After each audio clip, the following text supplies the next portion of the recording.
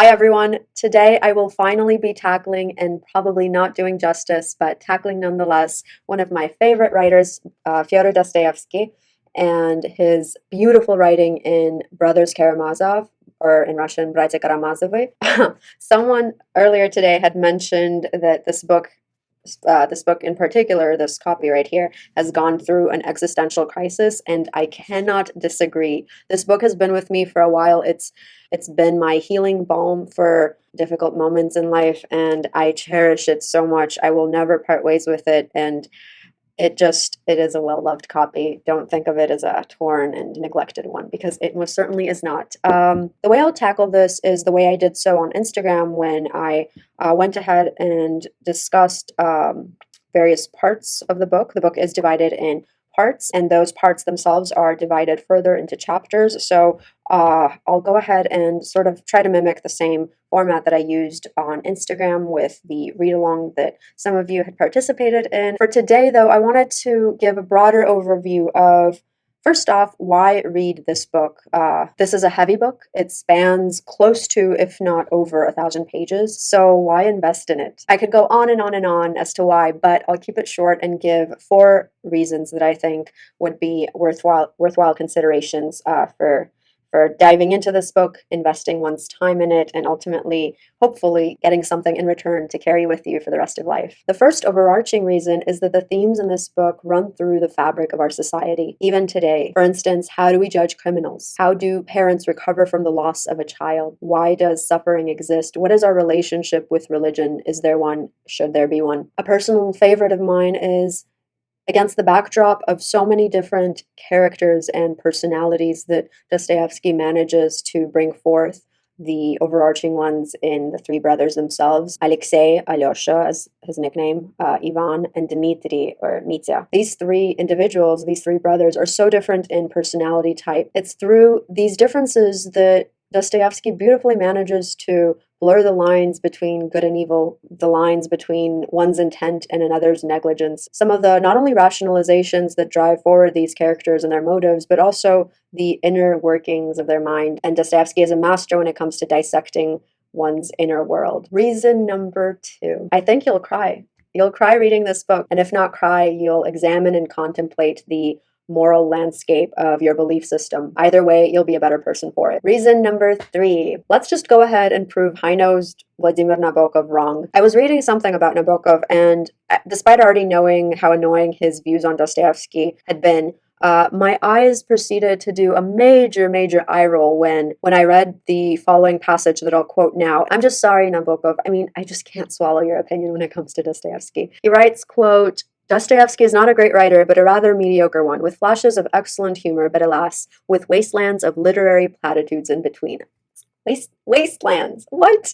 And then this guy goes on to say, quote, a good third of his readers, I should say, do not know the difference between real literature and pseudo-literature. And to such readers, Dostoevsky may seem more important and more artistic than such trash as our American historical novels or things called From Here to Eternity and such like balderdash. I mean, I just don't understand that point of view. But if anyone has an opinion or has any insight as to why this guy had such animosity toward Dostoevsky, please illuminate me. I'd be delighted to find out, because my goodness, my opinion of Dostoevsky runs completely counter to his. But with that said, number 4. A 4th reason I think one should read this book is that you might happen to join an excellent cast of humans whose praise echoes Virginia Woolf's sentiments on Dostoevsky when she wrote, quote, he alone among writers has the power of reconstructing those most swift and complicated states of mind, end quote.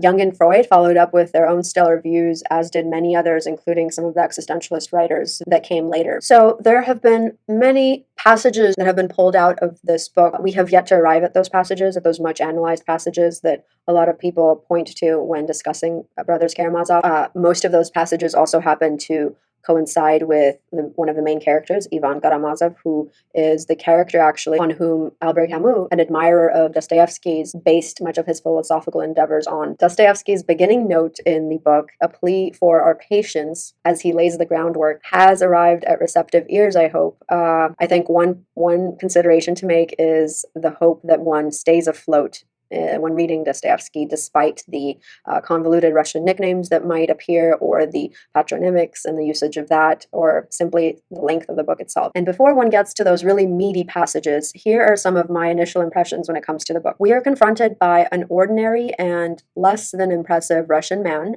Fyodor. Much of what we know about him stems from his absenteeism as a father, having abandoned his patriarchal obligations to his 3 sons. Around this gaping familial hole, we begin to wonder what can fill the void. And lo, there seems to grow the potential of a brotherly bond, a network of threaded conversations and actions between suffering siblings, sprinkled against the backdrop of their very different personalities and life experiences. An interesting point to perhaps discuss or consider amongst friends or within yourself is that could it be that when those very familiar vertical authoritative hierarchies that our society has thrust upon us, for instance, father-son, nation, state, and individual, nation and citizen, God and human being, could it be that when these relationships don't rise to meet the demands of the suffering, then there is room that's made for more egalitarian, grounded sources of love, such as between sibling and sibling, or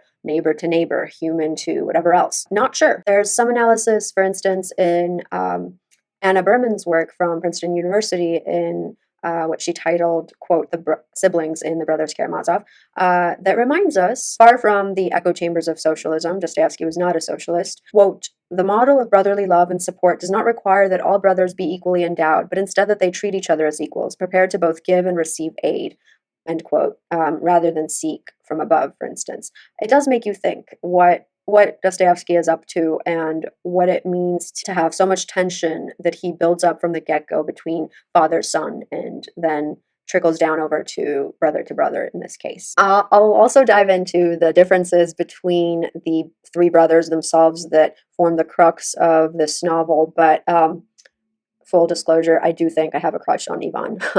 I found this one passage particularly striking in its simple elegance. Fyodor, the father, goes, quote, Yvonne, for the last time in indefinite terms, does God exist or doesn't he? Yvonne responds, and for the last time I say no. The father then replies, then who is laughing at man, Yvonne? And then Yvonne goes, the devil probably. Ivan Fyodorovich smiled ironically, and then Fyodor again adds, the devil confound it, when I think what I would do to the man who first invented God, stringing him up on the bitter asp would be too good for him. Yvonne then concludes, there would be no civilization at all if no one had invented God. Makes you think. Interesting stuff. I hope you enjoyed this super short intro to one of Dostoevsky's seminal works. If time and disposition allow, please go ahead and like and comment on this video down below. I will be sure to upload videos on some of my book notes. In the meantime, hope you are having a lovely day wherever you are, and always know that my ears are open and attentive to chat. See you next time. Bye.